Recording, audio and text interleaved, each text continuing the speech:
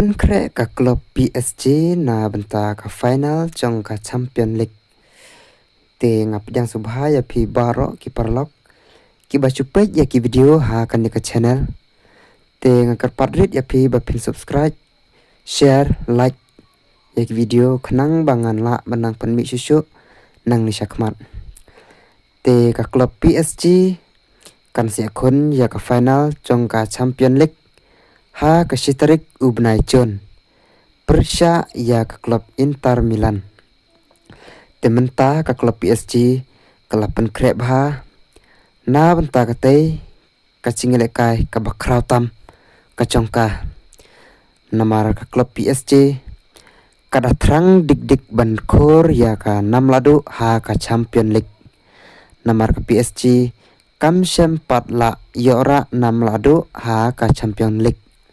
Hoi kalapoi sya ke final house name Arjar Arpway hakapor badang don Neymar kumcuru Mbappe Henry Snubok ke PSG kalamat no ya ka namrem hakmat ke klub Bayern Munich Nashikol lanot tementa ka kentipat ka PSG kada terang dik ban khor ya kane ka khusnam namar kadai kasin kabaar menta ya ka klub PSG bahkan poi sya ka final jong ka Champion League.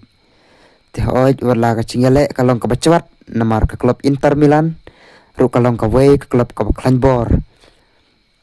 Te kumta ka PSG menta kalapan krek canai bat pen krek bah kumno banyi ya lekai bah ha kate kasngi bancop ya kate ka khusnam ka bahe du tam hapo Europe.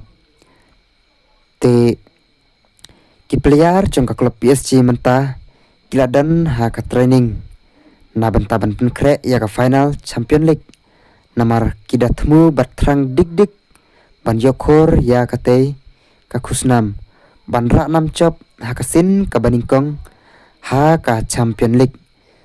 Te ngimtip lato ka klub PSG kala ni ban khor ya kate ka trofi ka baningkong ka chongka ha ka Champion League ngin siapek ha ka sitarik ubnai chon lato ka klub PSG kala ni ban penlim ya ka klub Inter Milan ban chop ban khor sendon ya ka namadu menta usnem ha ka Champion League tingin siapek ha kate kasingi mano bancop hapdeng kini ki klub barat ba bro arteli ai ya ki komen ki chongpi perlok lato ka klub PSG kan yora ni menta usnem ya ka Champion League hato kala ni ban penlim ya ka klub Inter Milan kuble sibun ya pi baro ki perlok ki wachupek ik video ha kan ya ka channel kuble sibun.